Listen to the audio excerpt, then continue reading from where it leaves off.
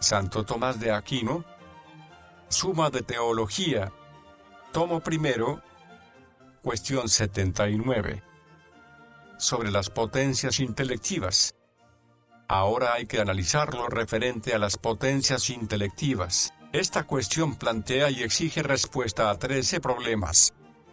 1. ¿El entendimiento es potencia del alma o es su esencia? 2. Si es potencia, ¿eso no es potencia pasiva? 3. Si es potencia pasiva, ¿hay o no hay que poner algún entendimiento agente? 4. ¿Eso no es algo del alma? 5. ¿El entendimiento agente, eso no es uno solo para todos? 6. ¿La memoria está o no está en el entendimiento? 7. ¿Eso no es una potencia distinta del entendimiento? 8.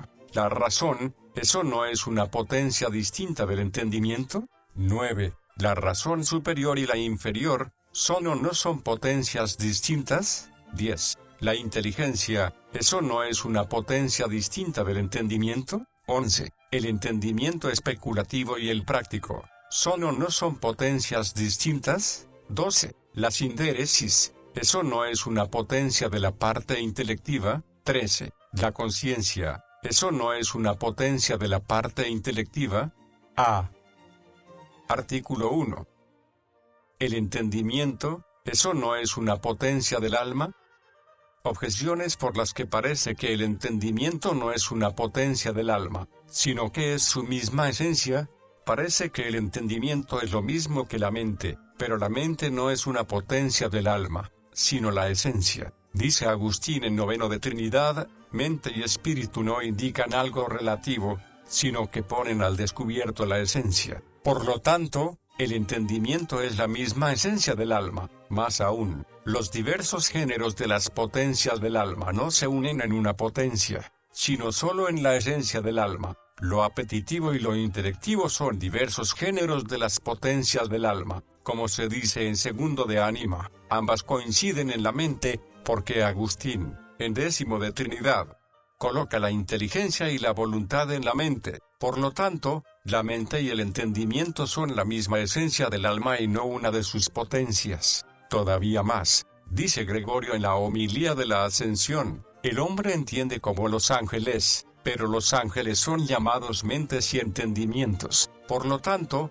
la mente y el entendimiento del hombre no son alguna potencia del alma, sino la misma alma. Por último, a una sustancia le corresponde ser intelectiva por ser inmaterial, pero el alma es inmaterial por su esencia. Por lo tanto, parece que el alma por su esencia es intelectiva. En cambio, como consta en Segundo de Ánima, el filósofo establece el principio intelectivo como potencia del alma. Solución: hay que decir, siguiendo lo dicho, hay que afirmar que el entendimiento es una potencia del alma y no su misma esencia, pues la esencia del ser que obra es principio inmediato de la operación solamente cuando su misma operación es su mismo ser, ya que la proporción que hay entre potencia y operación es idéntica a la existente entre esencia y ser. Pero solo en Dios entender es lo mismo que ser. Por eso, solo en Dios el entendimiento es su esencia. En las demás criaturas intelectuales, el entendimiento es una potencia del que entiende. Respuesta a las objeciones. A la primera hay que decir, a veces, el sentido es tomado por la potencia, otras veces por la misma alma sensitiva, pues se llama alma sensitiva porque toma el nombre de su potencia principal, que es el sentido. Igualmente, el alma intelectiva es llamada a veces entendimiento como la más principal de las potencias. En el primero de Ánima se dice que el entendimiento es una determinada sustancia. Igualmente, Agustín dice que la mente es espíritu o esencia. A la segunda hay que decir, lo apetitivo y lo intelectivo son diversos géneros de las potencias del alma en razón de la diversidad de sus objetos, pero lo apetitivo, en parte coincide con lo intelectivo y en parte con lo sensitivo, según que obre por medio de un órgano corporal o sin él, pues el apetito es efecto de la aprehensión. En este sentido, Agustín coloca la voluntad en la mente, el filósofo, en la razón. A la tercera hay que decir,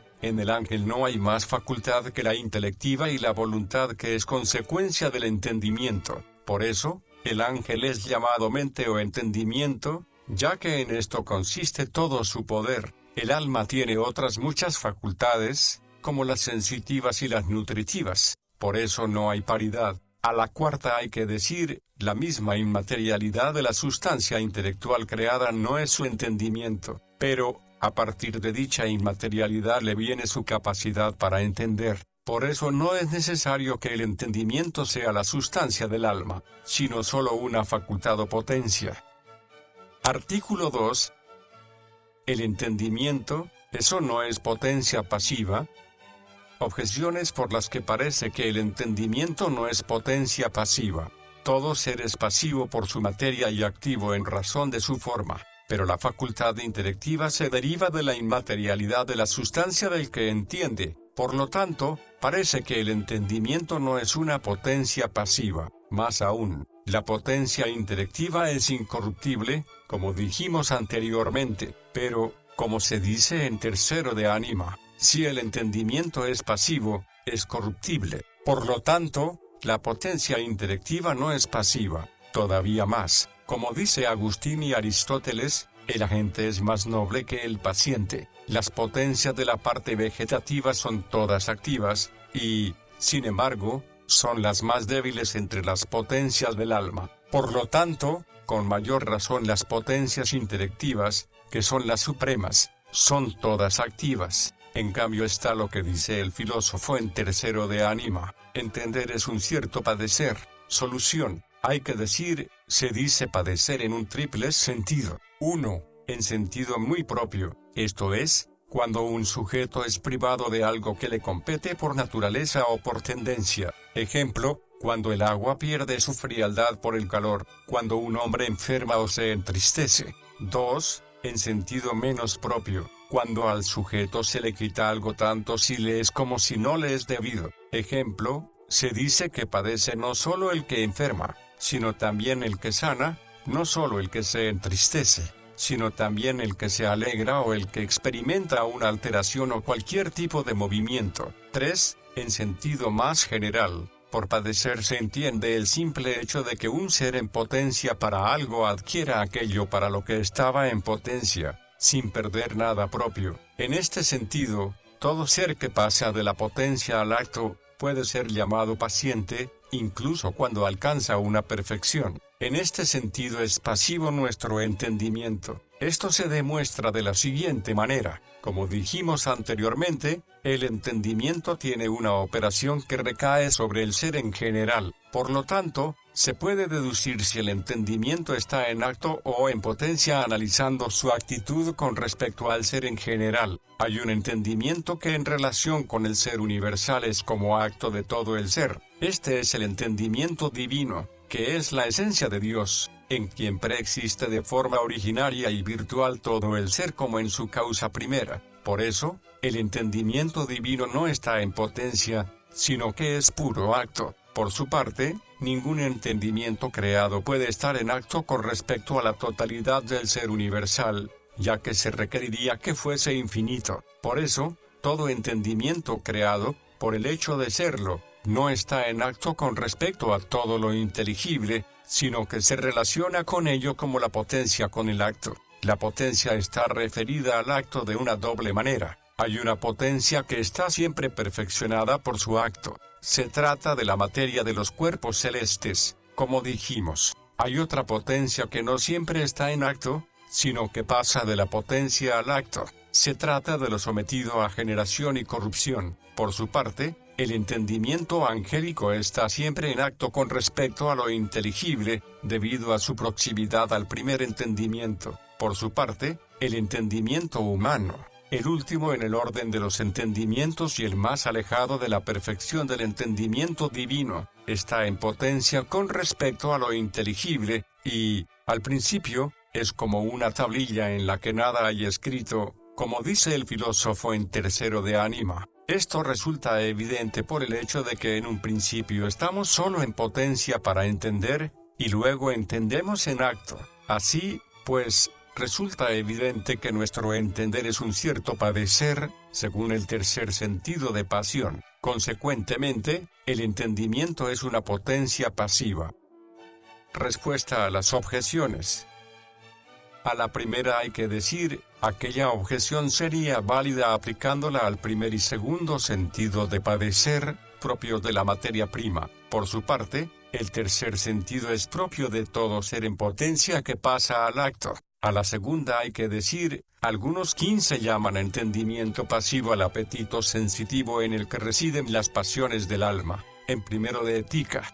También es llamado racional por participación, porque obedece a la razón. Otros llaman entendimiento pasivo a la facultad cogitativa, llamada también razón particular. En ambos casos, pasivo puede ser tomado en los dos sentidos de padecer, por cuanto dicho entendimiento es acto de algún órgano corporal, pero el entendimiento que está en potencia con respecto a lo inteligible, y que Aristóteles llama entendimiento posible, no es pasivo más que en el tercer sentido, ya que no es acto de ningún órgano corporal, y, así, es incorruptible. A la tercera hay que decir, el agente es más noble que el paciente si se refieren a lo mismo, pero no si acción y pasión están referidas a órdenes distintos. El entendimiento es una potencia pasiva con respecto a la totalidad del ser universal.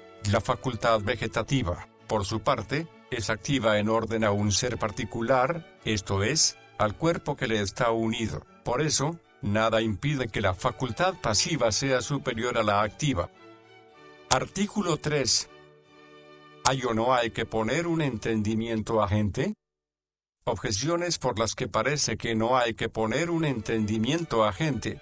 La relación que hay entre los sentidos y lo sensible es idéntica a la existente entre nuestro entendimiento y lo inteligible, pero cuando el sentido está en potencia con respecto a lo sensible, no es admitido un sentido agente, sino solo pasivo. Por lo tanto, como quiera que nuestro entendimiento está en potencia con respecto a lo inteligible, parece que no hay que admitir un entendimiento agente, sino solo posible. Más aún, si se dice que en el sentido hay algo activo, como la luz, se replica, la luz es necesaria para la visión en cuanto que hace que el medio sea luminoso en acto, pues es el color en cuanto tal el que motiva la luminosidad. Pero en la operación del entendimiento no se pone medio alguno que necesariamente esté en acto. Por lo tanto, no es necesario que haya un entendimiento agente. Todavía más, la imagen del agente es recibida en el paciente según el modo de ser de este último.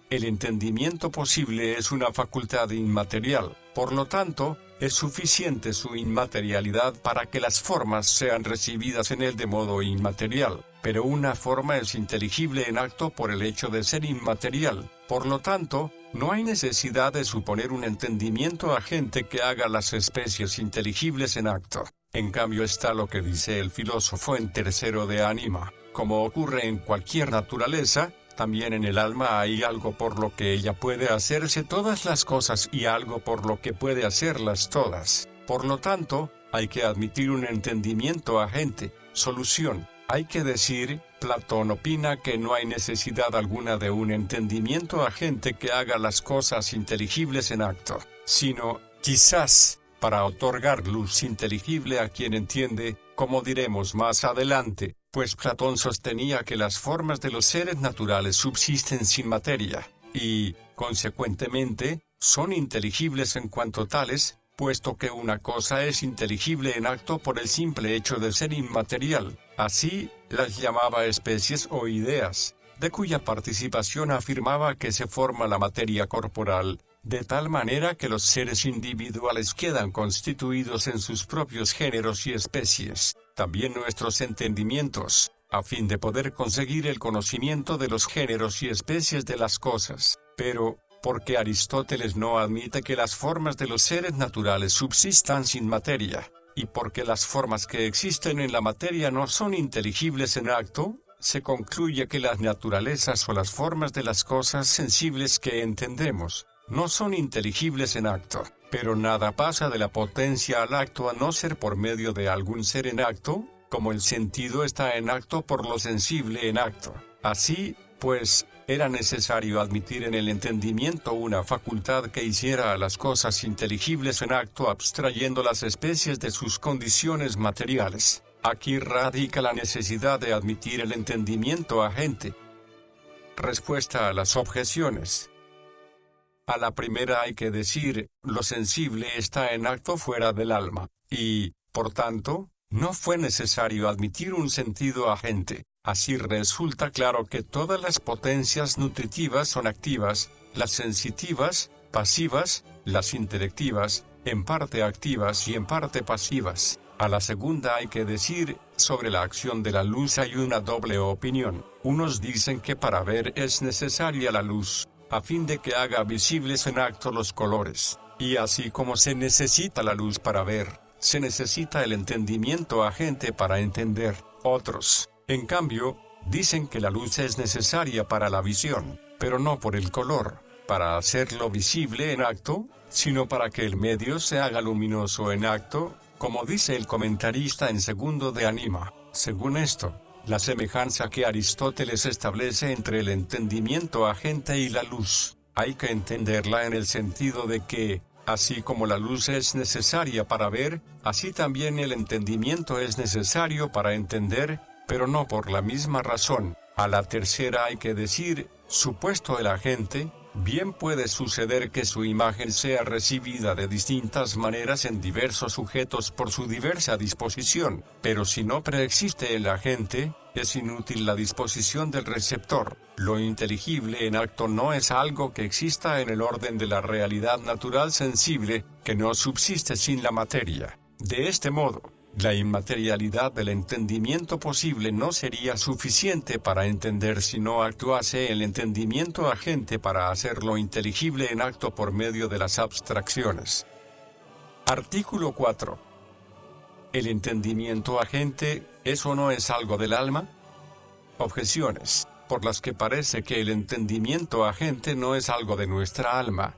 El efecto del entendimiento agente es el de iluminar para entender, pero se hace por algo que es superior al alma, según aquello de Juan 1:9, era la luz verdadera que ilumina a todo hombre que viene a este mundo. Por lo tanto, parece que el entendimiento agente no es algo del alma. Más aún, el filósofo, en el tercero de Anima, atribuye al entendimiento agente que unas veces entienda y otras no entienda, pero nuestra alma no siempre entiende, sino que unas veces entiende y otras no. Por lo tanto, el entendimiento agente no es algo de nuestra alma. Todavía más, el agente y el paciente son suficientes para obrar. Así, pues, si el entendimiento posible es algo de nuestra alma, virtud pasiva, y el entendimiento agente lo mismo, virtud activa, hay que concluir que el hombre podría entender cuando quisiera. Esto es falso. Por lo tanto, el entendimiento agente no es algo de nuestra alma. Y también, el filósofo, en el tercero de Anima, dice que el entendimiento agente es una sustancia que tiene el ser en acto. Nada está en acto y en potencia con respecto a lo mismo. Por lo tanto, si el entendimiento posible, que está en potencia con respecto a todo lo inteligible, es algo de nuestra alma, parece imposible que el entendimiento agente sea algo de nuestra alma. Por último, si el entendimiento agente es algo de nuestra alma, es necesario que sea alguna potencia, pues no es ni pasión ni hábito, ya que los hábitos y las pasiones no tienen razón de agentes con respecto a las pasiones del alma, sino que, más bien, la pasión es la acción misma de la potencia pasiva, y el hábito es resultado de los actos. Toda potencia dimana de la esencia del alma. Por lo tanto, habría que concluir que el entendimiento agente procede de la esencia del alma no estando en ella por participación de un entendimiento superior. Esto es incorrecto. Por lo tanto, el entendimiento agente no es algo de nuestra alma. En cambio está lo que dice el filósofo en tercero de Anima. Es necesario que en el alma se den estas diferencias. Esto es, el entendimiento posible y el agente. Solución. Hay que decir, el entendimiento agente del que habla el filósofo es algo propio del alma. Para demostrarlo, hay que tener presente que, por encima del alma intelectiva humana, es necesario colocar un entendimiento superior del que el alma recibe la facultad de entender, pues todo lo que participa de algo, lo que es móvil y lo imperfecto exige, siempre con anterioridad, algo que tiene por esencia dicha realidad y que es inmóvil y perfecto. El alma humana es llamada intelectiva por participar de la facultad intelectual. Prueba de ello lo tenemos en que no toda ella es intelectiva, sino solo en parte. Además, llega al conocimiento de la verdad con la argumentación, mediante el discurso y el movimiento. También tiene una inteligencia imperfecta, ya sea porque no llega a entenderlo todo, ya sea porque en lo que entiende pasa de la potencia al acto. Por lo tanto, es necesaria la existencia de un entendimiento más alto que ayude al alma a entender. Algunos sostuvieron que este entendimiento sustancialmente separado es el entendimiento agente, que, esclareciendo las imágenes, las hace inteligibles en acto. Pero, aun suponiendo que dicho entendimiento agente separado exista, siempre será necesario admitir en la misma alma humana una facultad participada de aquel entendimiento superior por la que haga las cosas inteligibles en acto. Asimismo decían que en los otros seres naturales perfectos, además de las causas agentes universales, hay energías propias congénitas a cada uno de ellos, derivadas de los agentes universales, pues no solo el sol engendra al hombre, sino que en el hombre hay capacidad para engendrar al hombre, y esto mismo sucede en los demás animales perfectos. Entre los seres inferiores nada es más perfecto que el alma humana. Por lo tanto, es necesario decir que en ella hay una energía derivada del entendimiento superior, por la que es posible iluminar las imágenes. Esto lo sabemos por experiencia, cuando observamos que las formas universales las abstraemos de sus condiciones particulares, y en esto consiste poner en acto lo inteligible. A un ser nunca le corresponde una acción si no es por algún principio formalmente presente en él, tal como dijimos anteriormente al hablar del entendimiento posible. Por lo tanto, es necesario que la energía que es principio de esta acción sea algo propio del alma. Así, Aristóteles compara el entendimiento agente a la luz, que es algo que se recibe en el aire. Platón, como dice Temistio en el comentario tercero de Ánima, comparó con el sol el entendimiento separado, que infunde su luz en nuestra alma. Según los documentos de nuestra fe, el entendimiento separado es el mismo Dios, creador del alma, y el único en el que está la bienaventuranza, como se demostrará más adelante. Por eso, de él mismo participa el alma humana su luz intelectual, siguiendo aquello del Salmos 4, 7. Señor, marcada está en nosotros la luz de tu rostro. Respuesta a las objeciones.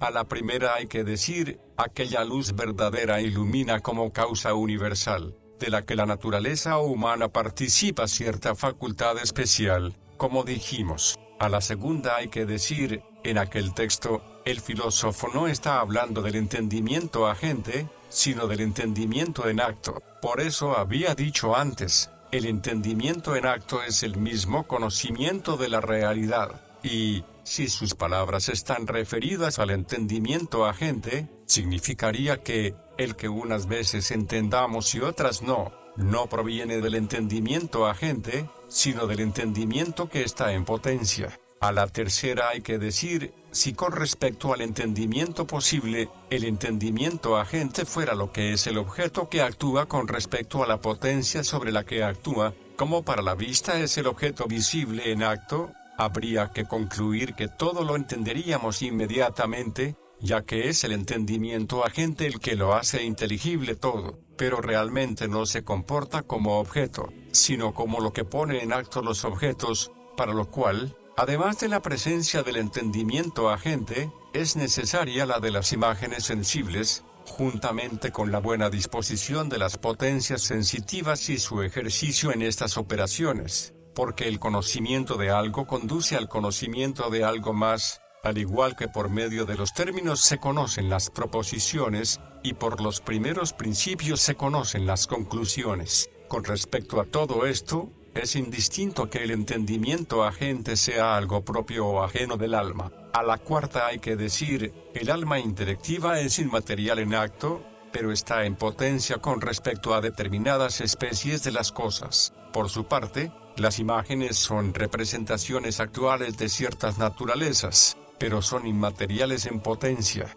Por eso, nada impide que una y la misma alma, en cuanto inmaterial en acto, posea una facultad por la que hace en acto inmateriales a sus objetos, despojándolos de las condiciones de la materia individual por medio de la abstracción, y que llamamos entendimiento agente, y también que posea otra facultad receptiva de dichas especies, llamada entendimiento posible, en cuanto que está en potencia con respecto a dichas especies. A la quinta hay que decir, como quiera que la esencia del alma es inmaterial, nada impide que de la facultad participada del entendimiento supremo, y por la que realiza la abstracción de la materia, proceda de su esencia como proceden las demás potencias. Artículo 5. El entendimiento agente, ¿eso no es uno en todos? Objeciones por las que parece que el entendimiento agente es uno en todos.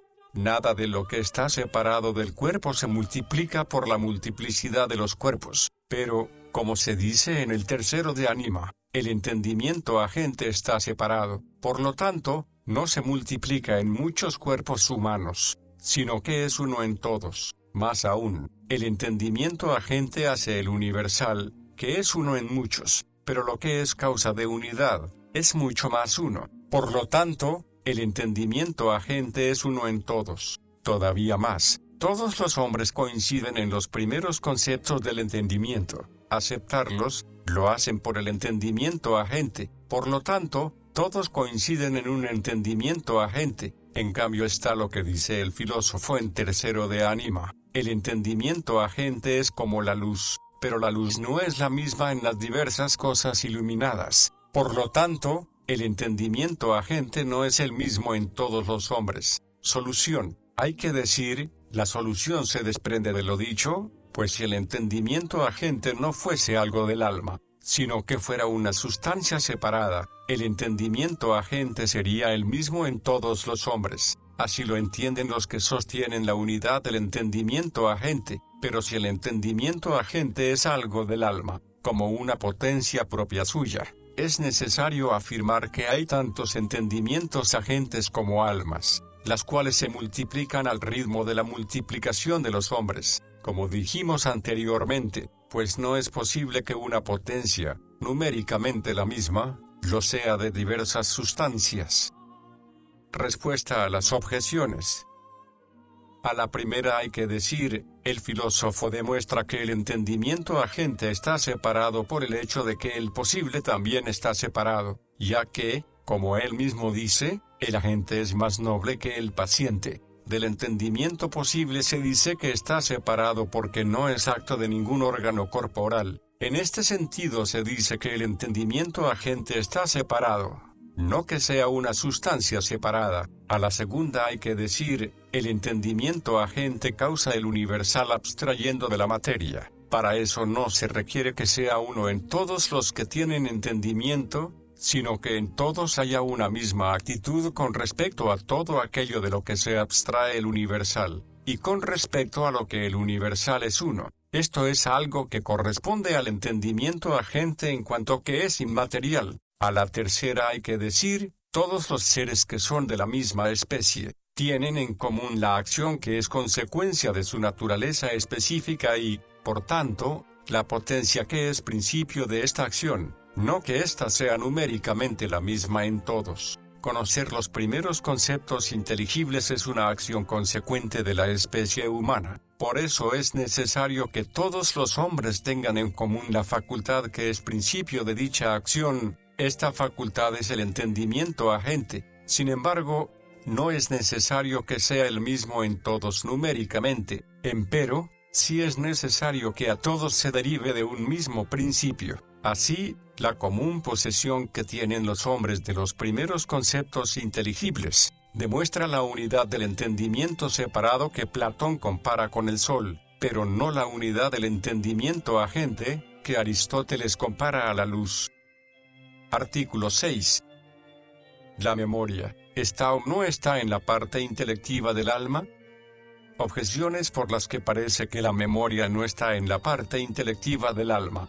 Agustín, en Duodécimo de Trinidad, dice que a la parte superior del alma le corresponde aquello que no es común a los hombres y a los animales, pero la memoria es común a los hombres y a los animales, pues en el mismo lugar dice que los animales pueden sentir por los sentidos del cuerpo lo corporal y archivarlo en la memoria. Por lo tanto, la memoria no pertenece a la parte intelectiva del alma. Más aún, la memoria tiene por objeto lo pasado, pero se llama pasado a algo en relación con un tiempo determinado. Así, pues, la memoria es la facultad cognoscitiva de algo sucedido en un determinado tiempo, y esto significa conocer algo aquí y ahora. Pero esto no es propio del entendimiento, sino del sentido. Por lo tanto, la memoria no reside en la parte intelectiva, sino solo en la parte sensitiva. Todavía más, en la memoria se archivan las especies de las cosas que no son pensadas en acto, pero no es posible que esto suceda en el entendimiento,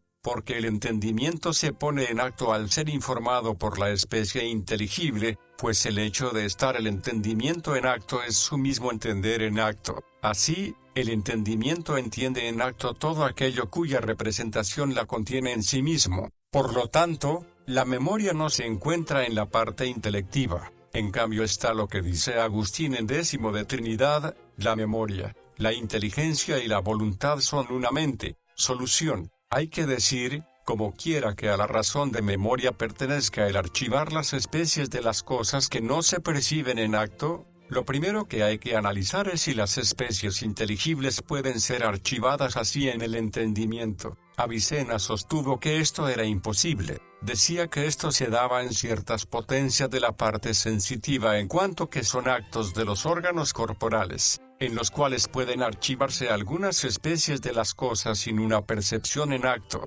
pero en el entendimiento, que carece de órgano corporal, no existe nada a no ser inteligiblemente. Por eso es necesario que aquello cuya representación está en el entendimiento, sea entendido. Según él, tan pronto como alguien cesa de entender en acto algo, la representación de este algo deja de estar en el entendimiento. Si quiere entenderlo nuevamente, es necesario que recurra al entendimiento agente, que él lo tiene por una sustancia separada, para que la especie inteligible pase de él al entendimiento posible. Del habitual ejercicio de dirigirse al entendimiento agente, según él, se produce una cierta facilidad en el entendimiento posible para recurrir al entendimiento agente. Decía que esto era el hábito de la ciencia. Así, pues, según esta postura, nada se archiva en la parte intelectiva que no sea entendido en acto. Por eso no sitúa la memoria en la parte intelectiva. Pero esta opinión contradice de forma clara lo dicho por Aristóteles, pues, en Tercero de Ánima, dice: el entendimiento posible, cuando se hace cada cosa singular según el modo de conocer, es llamado entendimiento en acto, y que esto es así cuando puede obrar por sí mismo, pero incluso entonces de algún modo está en potencia, pero no como lo estaba antes de que aprendiera o descubriera. Ahora bien, se dice que el entendimiento posible se hace cada una de las cosas en cuanto que recibe las especies de cada uno de los objetos. Por lo tanto, del hecho de recibir las especies inteligibles surge el que pueda obrar cuando quiera, aunque no obre siempre, porque también entonces de algún modo está en potencia, aunque de distinta manera que antes de entender, esto es, tal como el que tiene conocimiento habitual de algo está en potencia para considerarlo en acto. Esta opinión contradice también la razón, pues todo lo que se recibe en algo se recibe según el modo del receptor. El entendimiento es de una naturaleza más estable e inmóvil que la materia corporal. Por lo tanto, si la materia corporal retiene las formas que recibe no solo mientras obra en acto por ellas, sino también después de cesar en su acción, con mucha mayor razón el entendimiento ha de recibir de modo más estable e inamovible las especies inteligibles, tanto si provienen de los objetos sensibles como si dimanan de un entendimiento superior. Así, pues, si por memoria entendemos tan solo la facultad de archivar las especies, es necesario decir que la memoria está situada en la parte intelectiva. En cambio, si a la razón de memoria pertenece el que su objeto sea lo pasado en cuanto tal, la memoria no estará situada en la parte intelectiva, sino solo en la sensitiva, que es la que percibe lo particular, pues lo pasado, en cuanto tal, por expresar el ser sometido a un tiempo determinado, pertenece a una condición particular. Respuesta a las objeciones. A la primera hay que decir, la memoria, en cuanto archivadora de las especies, no es común a los hombres y a los animales, pues las especies no se archivan solo en la parte sensitiva, sino más bien en el conjunto, ya que la facultad de recordar es acto de un órgano, pero el entendimiento por su misma naturaleza archiva las especies sin la asistencia de ningún órgano corporal. Por eso el filósofo en Tercero de Anima dice, el alma es el lugar de las especies, no toda, sino el entendimiento. A la segunda hay que decir, la condición de pasado puede estar referida a lo siguiente, lo conocido y el acto de conocer. Los dos se encuentran simultáneamente en la parte sensitiva, capaz de la aprehensión de una realidad, al igual que es alterada por el objeto sensible presente. Por eso, el animal recuerda simultáneamente que ha sentido en el pasado y que ha sentido lo sensible pasado, pero en lo que se refiere a la parte intelectiva, la condición de pasado le es accidental al objeto del entendimiento y no le afecta necesariamente, pues el entendimiento entiende al hombre en cuanto hombre, y al hombre en cuanto hombre le es accidental existir en el tiempo presente, pasado o futuro. En cambio, por parte del acto, la condición de pasado puede intervenir necesariamente en el entendimiento, al igual que en el sentido, en cuanto que el entender de nuestra alma es un acto particular que se da en este o en aquel tiempo. Así, decimos que el hombre entiende ahora, ayer o mañana, y esto no contradice su condición intelectual, puesto que entender, aunque sea algo particular, sin embargo, es un acto inmaterial, como dijimos al hablar del entendimiento, y así, del mismo modo que el entendimiento se entiende a sí mismo aunque sea singular, también entiende su propio entender, que es un acto singular, tanto si se da en el presente como en el pasado o en el futuro. Así, pues, el concepto de memoria se salva en el entendimiento en cuanto referido a lo pasado, ya que entiende que entendió anteriormente, pero no en cuanto que entienda lo pasado tal y como sucedió concretamente. A la tercera hay que decir, unas veces la especie inteligible está en el entendimiento solo en potencia, y entonces se dice que el entendimiento está en potencia. Otras veces, completa al acto, y entonces se entiende en acto. Otras veces, está en un estado intermedio entre la potencia y el acto, y entonces se dice que el entendimiento está en hábito. Según este último modo es como el entendimiento archiva las especies, aun cuando no entienda en acto. Artículo 7. La memoria intelectiva y el entendimiento, ¿son o no son potencias distintas? Objeciones por las que parece que la memoria intelectiva y el entendimiento son potencias distintas. Agustín en el Décimo de Trinidad sitúa en la mente la memoria, la inteligencia y la voluntad, pero es evidente que la memoria es una potencia distinta de la voluntad, por lo tanto, igualmente es distinta del entendimiento. Más aún, una misma es la razón de distinción entre las potencias de la parte sensitiva y las de la parte intelectiva, pero la memoria en la parte sensitiva es una potencia distinta del sentido, como dijimos anteriormente. Por lo tanto, la memoria de la parte intelectiva es una potencia distinta del entendimiento. Todavía más, según Agustín, la memoria, la inteligencia y la voluntad son iguales entre sí y surgen una de otra, pero esto no sería posible si la memoria fuese la misma potencia que el entendimiento. Por lo tanto, no es la misma potencia. En cambio, por naturaleza, la memoria es el depósito o el lugar archivador de las especies, y esto mismo, el filósofo, en Tercero de Anima, lo atribuye al entendimiento, como se dijo. Por lo tanto, en la parte intelectiva la memoria no es una potencia distinta del entendimiento. Solución: hay que decir, como se dijo, las potencias del alma se distinguen por razón de la diversa formalidad de sus objetos, ya que la razón de ser de cada potencia consiste en su relación con aquello a lo que se aplica, y que es su objeto. También se dijo que, si una potencia se refiere por naturaleza a un objeto considerado universalmente, dicha potencia no se diversifica por las diferencias particulares del objeto, como la potencia visiva, que considera su objeto atendiendo al color, no se diversifica por la diferencia entre blanco y negro. Ahora bien, el entendimiento considera su objeto bajo la razón universal del ser, ya que el entendimiento posible es aquello por lo que el alma se hace todas las cosas. Por eso, ninguna diversidad de los seres constituye la diferencia del entendimiento posible. Sin embargo, la potencia del entendimiento agente se diversifica de la del entendimiento posible, porque con respecto a un mismo objeto, es necesario que sea distinto el principio que constituye la potencia activa, por la que el objeto está en acto, del principio de la potencia pasiva, que es movida por el objeto que ya está en acto. Así, la potencia activa se relaciona con su objeto como el ser en acto se relaciona con el ser en potencia, y la potencia pasiva se relaciona con su objeto como el ser en potencia se relaciona con el ser en acto. Así, pues, no puede haber ninguna diferencia de potencias en el entendimiento, a no ser la del entendimiento posible y el agente. Por eso, es evidente que la memoria no es una potencia distinta del entendimiento, pues propio de la naturaleza de la potencia pasiva es tanto el conservar como el recibir. Respuesta a las objeciones.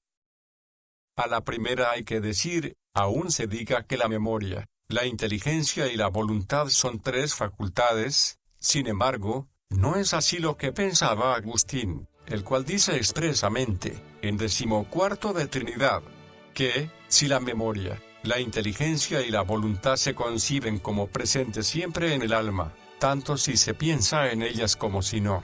Esto es algo que al parecer pertenece solo a la memoria. En estos momentos estoy refiriéndome a la inteligencia por la que entendemos cuando pensamos y a la voluntad, amor o dilección que une a los hijos con los padres. De este texto se desprende que Agustín no las considera como tres potencias del alma, sino que llama memoria a la retención habitual del alma, inteligencia al acto del entendimiento, voluntad al acto de la voluntad. A la segunda hay que decir, lo pasado y lo presente pueden ser diferencias propias que diversifiquen las potencias sensitivas, pero no las intelectivas por la razón dada. A la tercera hay que decir, la inteligencia procede de la memoria como el acto del hábito, y es en este sentido en el que se le compara, y no como una potencia a otra. Artículo 8. La razón, ¿eso no es una potencia distinta del entendimiento? Objeciones por las que parece que la razón es una potencia distinta del entendimiento. De spiritu et anima se dice, cuando, partiendo de lo inferior, queremos llegar a lo superior. Lo primero con lo que nos encontramos es el sentido, después la imaginación, luego la razón y, por último, el entendimiento. Por lo tanto, la razón es una potencia distinta del entendimiento, como la imaginación no es de la razón. Más aún, Poesio dice que el entendimiento se relaciona con la razón como la eternidad con el tiempo, pero no es propio de una misma facultad estar en el tiempo y en la eternidad. Por lo tanto, la razón y el entendimiento no son la misma potencia. Todavía más, el hombre tiene de común con los ángeles el entendimiento, con los animales, el sentido, pero la razón, propia del hombre y por la que es llamado animal racional, es una potencia distinta del sentido. Por lo tanto, y por lo mismo, es distinta del entendimiento, que propiamente les corresponde a los ángeles, por lo que son llamados intelectuales. En cambio está lo que dice Agustín, aquello por lo que el hombre aventaja a los animales irracionales es la razón, o mente, o inteligencia o como cualquiera lo quiera llamar. Por lo tanto, la razón, el entendimiento y la mente son una sola potencia. Solución. Hay que decir, en el hombre la razón y el entendimiento no pueden ser potencias distintas. Esto resulta claro si se analizan sus respectivos actos, pues entender consiste en la simple aprehensión de la verdad inteligible. En cambio, raciocinar es pasar de un concepto a otro para conocer la verdad inteligible. De este modo, los ángeles, que por naturaleza poseen el perfecto conocimiento de la verdad inteligible, no tienen necesidad de pasar de uno a otro, sino que aprenden la verdad de las cosas de forma directa y sin proceso analítico, como dice Dionisio. Los hombres, en cambio, y como dice él mismo, llegan a la verdad inteligible pasando de un concepto a otro, por eso son llamados racionales. Por lo tanto, Es evidente que el raciocinar con respecto al entender es como el moverse con respecto al reposar o como el adquirir con respecto al poseer. Lo primero es propio del ser imperfecto, lo segundo, del perfecto, y porque el movimiento siempre parte de lo inmóvil y acaba en el reposo, se sigue que el raciocinio humano, por seguir un proceso de investigación o invención, parte de ciertas verdades entendidas directamente, que son los primeros principios, para volver luego, a través de un juicio,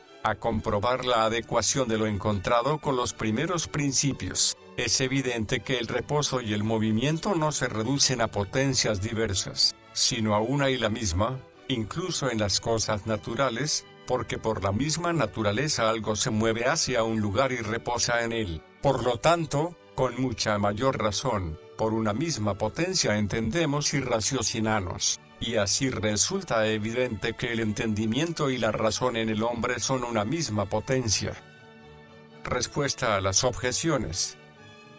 A la primera hay que decir, aquella enumeración se hace atendiendo al orden de los actos y no en razón de la distinción de potencias. Además, aquel libro no goza de una gran autoridad. A la segunda hay que decir, se deduce de lo dicho, pues la eternidad se relaciona con el tiempo como lo inmóvil con lo móvil. Así, Poesio comparó el entendimiento con la eternidad y la razón con el tiempo. A la tercera hay que decir, los otros animales son de tal manera inferiores al hombre, que no pueden llegar al conocimiento de la verdad que investiga la razón. En cambio, el hombre, si bien imperfectamente, llega al conocimiento de la verdad inteligible, conocida por los ángeles. Por eso, la potencia cognoscitiva de los ángeles no es de un género distinto del de la potencia cognoscitiva de la razón, sino que se compara con ella como lo perfecto con lo imperfecto. Artículo 9. ¿La razón superior y la inferior son o no son potencias diversas? Objeciones por las que parece que la razón superior y la inferior son potencias diversas. Agustín, en Duodécimo de Trinidad, dice que la imagen de la Trinidad está en la parte superior de la razón, no en la inferior, pero las partes del alma son sus mismas potencias. Por lo tanto, la razón superior y la inferior son dos potencias. Más aún, nada tiene su origen en sí mismo, pero la razón inferior surge de la superior, por la que es regulada y dirigida. Por ello, la razón superior es una potencia distinta de la inferior. Todavía más, el filósofo, en Sexto de Ética, dice, lo científico del alma, por lo que el alma conoce lo necesario, es principio y parte del alma distinto de la facultad de opinar y raciocinar, por la que conoce lo contingente. Esto lo fundamenta en el hecho de que lo que tiene género diverso está ordenado a partes del alma de género distinto. Lo contingente y lo necesario son genéricamente distintos, como lo corruptible y lo incorruptible, como quiera que lo necesario y lo eterno son lo mismo, al igual que lo temporal y lo contingente. Parece que el filósofo llama científico a la parte superior de la razón, que, según Agustín, intenta considerar y consultar lo eterno, y lo que el filósofo llama facultad de raciocinar o de opinar, es la razón inferior, que, según Agustín, intenta orientar lo temporal. Por lo tanto, la razón superior y la inferior son distintas potencias del alma. Por último, dice el Damasceno, la opinión se forma a partir de la imaginación, de ahí que la mente, al discernir sobre si una opinión es verdadera o falsa, juzga la verdad. Por eso la palabra mente viene de medir. Así, pues, el entendimiento versa sobre lo que ya ha sido juzgado y discernido. De ahí que la facultad de opinar, que es la razón inferior, sea distinta de la mente y del entendimiento, que son identificables con la razón superior. En cambio está lo que dice Agustín en Duodécimo de Trinidad, la razón superior y la inferior no se distinguen más que por sus funciones. Por lo tanto, no son dos potencias. Solución. Hay que decir, la razón superior y la inferior, tal como son entendidas por Agustín, de ninguna manera pueden ser dos potencias del alma, pues afirma que la razón superior intenta considerar y consultar lo eterno, e intenta considerarlo en la medida en que lo contempla en sí misma, intenta consultarlo en la medida en que de ello toma normas para su obrar, La razón inferior la entiende como la que intenta considerar y consultar lo temporal, pero lo temporal y lo eterno, con respecto a nuestro entendimiento, implican realidades subordinadas entre sí, de modo que unas sirvan de medio para conocer las otras, pues por un proceso de búsqueda, a través de lo temporal llegamos al conocimiento de lo eterno, según aquello del apóstol en Romanos 1:20. Lo invisible de Dios se ha hecho perceptible a través del conocimiento de lo creado. Por un proceso deductivo juzgamos lo temporal por lo eterno ya conocido, disponiéndolo según las normas eternas. Puede suceder que el medio y aquello a que por él se llega, pertenezcan a diversos hábitos, como los primeros principios indemostrables pertenecen al hábito del entendimiento, y las conclusiones deducidas, al hábito de la ciencia. De este modo, de los principios de la geometría se deducen conclusiones que son aplicables a otra ciencia, como la perspectiva, pero el medio y el término pertenecen a la misma potencia racional, ya que el acto de la razón es como un movimiento que va de uno a otro, y uno mismo es el móvil que atravesando el medio llega al final. Por eso la razón superior y la inferior son una misma potencia racional, pero, según Agustín, se distinguen por el ejercicio de sus actos y por los diversos hábitos, pues a la razón superior se le atribuye la sabiduría, en cambio, a la inferior, la ciencia. Respuesta a las objeciones. A la primera hay que decir, cualquier parte de la división puede ser llamada parte, por lo tanto la razón superior como la inferior son llamadas partes en cuanto que se dividen por sus funciones, no porque sean potencias diversas. A la segunda hay que decir, se dice que la razón inferior surge de la superior y que es regulada por ella, en cuanto que los principios de los que se sirve, se deducen y están regidos por los principios de la razón superior. A la tercera hay que decir, lo científico, de lo que está hablando el filósofo, no es lo mismo que la razón superior, pues incluso en las cosas temporales, objeto de las ciencias naturales y de las matemáticas, hay nociones necesarias. La facultad para opinar y raciocinar, ni tan siquiera llega a ser razón inferior, porque solo se centra en lo contingente. Sin embargo, no por eso hay que afirmar absolutamente que la potencia por la que el entendimiento conoce lo necesario,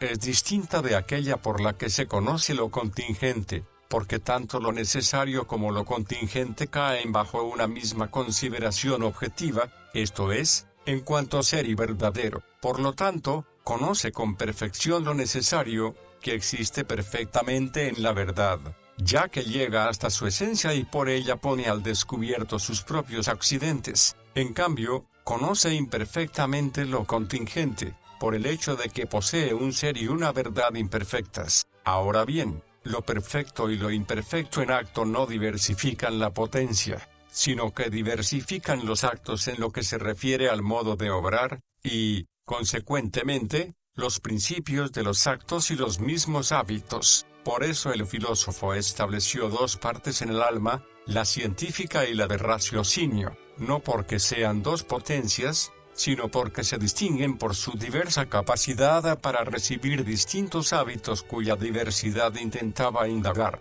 pues lo contingente y lo necesario, aunque difieran por sus propios géneros, sin embargo, coinciden en la noción común de ser, objeto del entendimiento, con la que se relacionan de distinta manera, como lo perfecto y lo imperfecto. A la cuarta hay que decir, la distinción del Damasceno va referida a la diversidad de actos, no a la de potencias, pues opinión significa el acto del entendimiento que se inclina por uno de los miembros de la contradicción con temor de que el otro sea verdadero. Juzgar o medir es el acto del entendimiento por el que aplica los principios ciertos al análisis de las cuestiones. De ahí se toma el nombre de mente. Entender es adherirse a lo juzgado aprobándolo. Artículo 10. La inteligencia, ¿eso no es una potencia distinta del entendimiento? Objeciones por las que parece que la inteligencia es una potencia distinta de la del entendimiento. En el libro de Spiritu et Anima se dice, cuando a partir de lo inferior queremos subir a lo superior, lo primero que encontramos es el sentido, luego la imaginación, después la razón, más tarde el entendimiento, y, por último, la inteligencia, pero la imaginación y el sentido son diversas potencias. Por lo tanto, también lo son el entendimiento y la inteligencia. Más aún, Boecio dice, el sentido, la imaginación, la razón y la inteligencia analizan de distinta manera al hombre, pero el entendimiento es la misma potencia que la razón. Por lo tanto, parece que la inteligencia sea una potencia distinta del entendimiento, como la razón lo es de la imaginación y del sentido. Todavía más, como se dice en el segundo de Ánima, los actos son anteriores a las potencias, pero la inteligencia es un acto distinto de los demás actos atribuidos al entendimiento.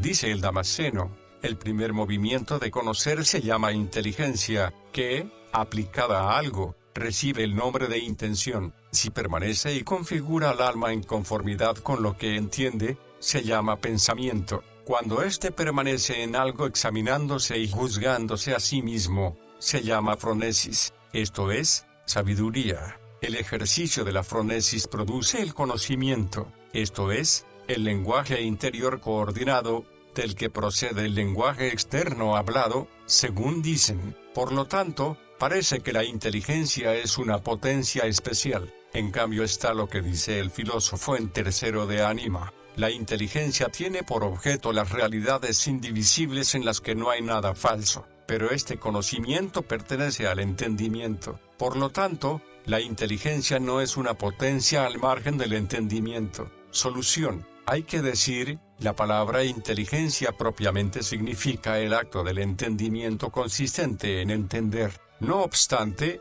en algunos libros traducidos del árabe, se llama inteligencias a las sustancias separadas que nosotros llamamos ángeles. Tal vez esto es así porque dichas sustancias siempre entienden en acto. En algunas traducciones del griego, son llamados entendimientos o mentes. Por lo tanto, la inteligencia no se distingue del entendimiento como una potencia de otra, sino como el acto se distingue de la potencia. Esta misma distinción se puede encontrar en los filósofos, los cuales, a veces, mencionan 4 entendimientos: el agente, el posible, el habitual y el consumado. De estos, el agente y el posible son potencias distintas, ya que, como en todas las cosas, la potencia activa es distinta de la potencia pasiva. Por su parte, los otros 3 se distinguen en conformidad con el entendimiento posible en sus 3 estados, en potencia, y entonces es llamado entendimiento posible. En acto primero, es la ciencia, y entonces es llamado entendimiento habitual. Otras,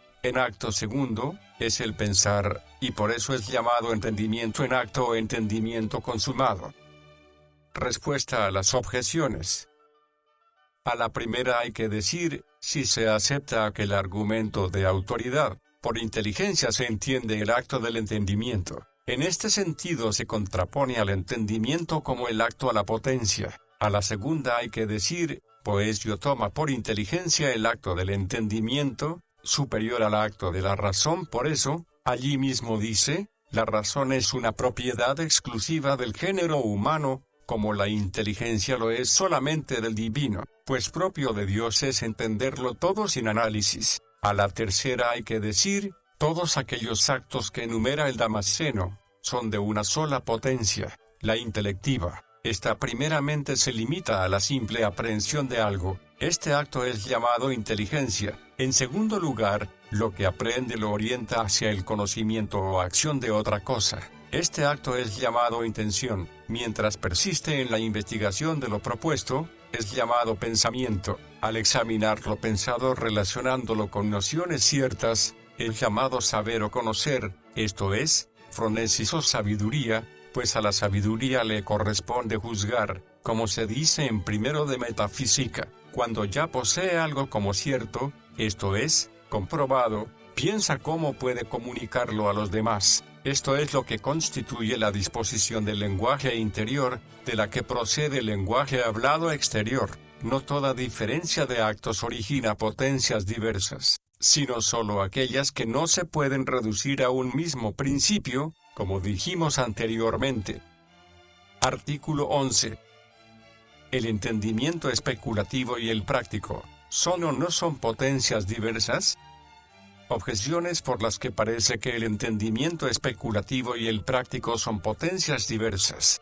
Como consta en segundo de ánima, la fuerza aprehensiva y la motriz pertenecen a diversos géneros de potencias, pero el entendimiento especulativo es solo aprehensivo, mientras que el práctico mueve. Por lo tanto, son potencias diversas. Más aún, la diversa formalidad de objeto diversifica la potencia, pero el objeto del entendimiento especulativo es lo verdadero, y el objeto del práctico es lo bueno, que son formalidades distintas. Por lo tanto, el entendimiento especulativo y el práctico son potencias diversas. Todavía más, en la parte intelectiva, el entendimiento práctico con respecto al especulativo es lo que en la parte sensitiva es la estimativa con respecto a la imaginativa. Pero la estimativa y la imaginativa son potencias distintas, como dijimos anteriormente. Por lo tanto, también lo son el entendimiento especulativo y el práctico. En cambio está lo que dice tercero de ánima: el entendimiento especulativo se hace práctico por extensión,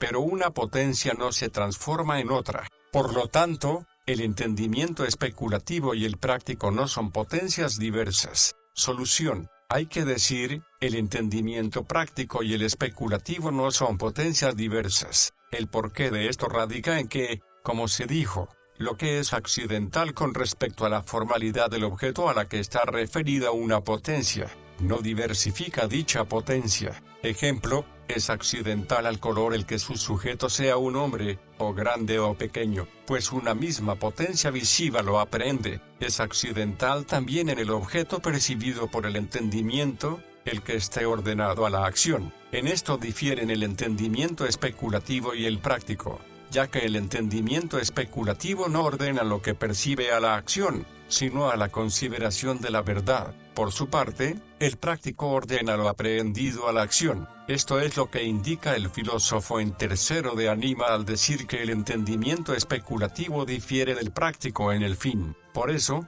ambos reciben su nombre del fin. Uno, especulativo; otro, práctico, esto es, operativo. Respuesta a las objeciones. A la primera hay que decir, el entendimiento práctico mueve, no porque ejecute el movimiento, sino porque dirige hacia el movimiento. Esto le compete por el modo de su aprehensión. A la segunda hay que decir, lo verdadero y lo bueno se implican mutuamente, pues lo verdadero es un acierto bien. De no ser así, no sería deseable. Y, lo bueno es verdadero, porque, de otro modo, no sería inteligible. Por lo tanto, así como lo verdadero puede ser objeto del apetito bajo el concepto de bueno, como sucede cuando alguien desea conocer la verdad, así también lo bueno es aplicable a la acción bajo el aspecto de verdadero, que es el objeto del entendimiento práctico, pues el entendimiento práctico conoce la verdad, como la conoce también el especulativo, pero ordena a la acción la verdad conocida. A la tercera hay que decir, muchas diferencias diversifican las potencias sensitivas, que no diversifican las potencias intelectivas, como se dijo anteriormente. Artículo 12. La sindéresis, ¿eso no es una potencia especial distinta de las demás? Objeciones por las que parece que la sindéresis es una potencia especial distinta de las demás. Los miembros de una división parecen ser del mismo género, pero en la glosa a Ezequiel 1, 6, Jerónimo distingue la sindéresis del apetito irascible, el concupiscible y el racional dentro de la división de las potencias. Por lo tanto, la sindéresis es una determinada potencia. Más aún, los opuestos son del mismo género, pero la sindéresis parece oponerse a la sensualidad, porque la sindéresis tiende siempre al bien, la sensualidad, al mal. Por eso es simbolizada por la serpiente, como nos consta por Agustín en Duodécimo de Trinidad. Por lo tanto, parece que la sindéresis es una potencia, como lo es la sensualidad. Todavía más, Agustín, en el libro de Libero Arbitrio, dice que en la facultad natural de juzgar hay ciertas reglas y gérmenes de virtudes verdaderos e invariables, que llamamos sindéresis. Por lo tanto, como quiera que las reglas invariables que nos rigen en nuestros juicios son propias de la parte superior de la razón, como dice Agustín en Duodécimo de Trinidad.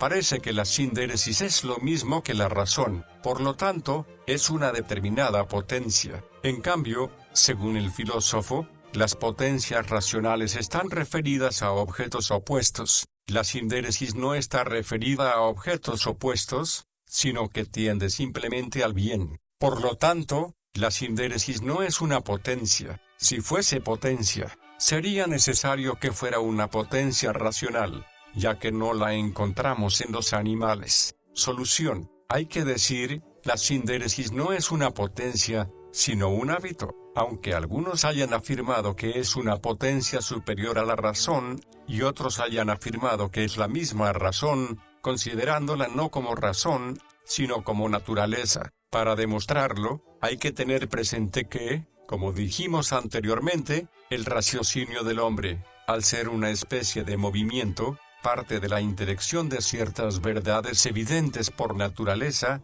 y, sin necesidad de investigación racional, termina en otro conocimiento, puesto que juzgamos según los principios conocidos en sí mismos y por naturaleza, sobre las verdades que hemos descubierto por medio del razonamiento. Hay que hacer constar también que tal como la razón especulativa analiza lo especulativo, la razón práctica así lo hace sobre lo operativo. Por lo tanto, es necesario que estemos dotados naturalmente de principios tanto especulativos como prácticos. Los primeros principios especulativos infundidos en nosotros naturalmente, no pertenecen a ninguna potencia especial, sino a cierto hábito especial llamado entendimiento de los principios, como aparece claramente en Sexto de Ética. Por lo tanto, tampoco los principios prácticos infundidos en nosotros por naturaleza pertenecen a una potencia especial, sino a un hábito especial natural llamado sindéresis. Por eso, se dice que la sindéresis impulsa al bien y censura el mal, en cuanto que por los primeros principios procedemos a la investigación, y, por ellos, juzgamos lo averiguado. Por lo tanto, resulta evidente que la sindéresis no es una potencia, sino un hábito natural.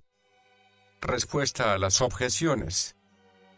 A la primera hay que decir, la división que hace Jerónimo responde a la diversidad de actos y no a la de potencias. Diversos actos suelen ser resultado de una sola potencia. A la segunda hay que decir, igualmente, la oposición entre sensualidad y sindéresis responde a la oposición de sus actos, no oponiéndose como especies diversas de un mismo género. A la tercera hay que decir, dichas razones invariables son los primeros principios operativos, en los que no cabe el error, son atribuidos a la razón como potencia, y a la sindéresis como hábito. De ahí que, por ambas, esto es, por la razón y por la sindéresis, juzgamos naturalmente. Artículo 13. La conciencia, ¿eso no es una determinada potencia? Objeciones por las que parece que la conciencia es una determinada potencia. Orígenes dice que la conciencia es un espíritu corrector y pedagogo asociado al alma por el que se aparta del mal y se adhiere al bien. Pero en el alma, el espíritu designa una potencia, que puede ser la mente, según aquello de Efesios 4, 23. Renovaos en el espíritu de vuestra mente, o puede ser la misma imaginación, y por eso la visión imaginaria es llamada espiritual, como hace Agustín. Por lo tanto, la conciencia es una determinada potencia. Más aún, nada es sujeto del pecado, a no ser la potencia del alma, pero la conciencia es sujeto del pecado, pues se dice en Tito 1, 15 de algunos, su mente y su conciencia están manchadas. Por lo tanto, parece que la conciencia es una potencia. Todavía más, es necesario que la conciencia sea acto, hábito o potencia, pero no es acto, porque no siempre estaría en el hombre. Tampoco es hábito,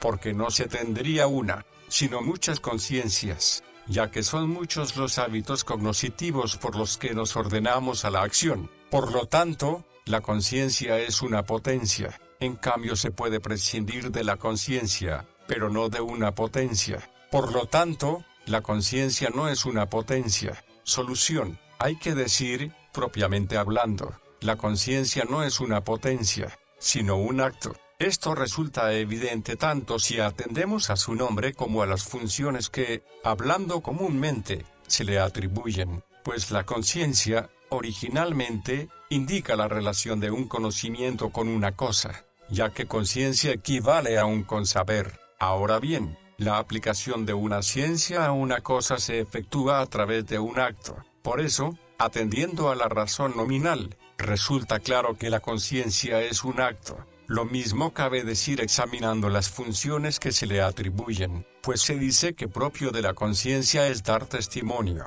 ligar o instigar, y, también, acusar, remorder o reprender, cosas todas que siguen a la aplicación de nuestro conocimiento a lo que hacemos. Esta aplicación puede hacerse de tres maneras. Una, cuando reconocernos que hicimos o no una cosa, según aquello de Eclesiastes 7, 23. Tu conciencia sabe que frecuentemente has maldecido a otro. En este caso, se dice que testifica. Otra, cuando por nuestra conciencia juzgamos que algo debe o no debe hacerse, entonces se dice que la conciencia incita o liga. Tercera, cuando por la conciencia juzgamos que algo ha estado bien o mal hecho, entonces, excusa, acusa o remuerde. Ahora bien, es indudable que todo esto responde a la aplicación del conocimiento a lo que hacemos. Por lo tanto, propiamente hablando, la conciencia indica un acto. Sin embargo, porque el hábito es principio del acto,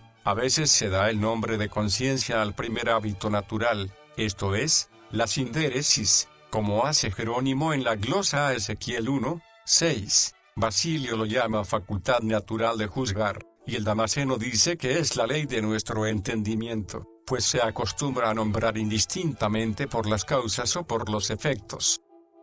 Respuesta a las objeciones.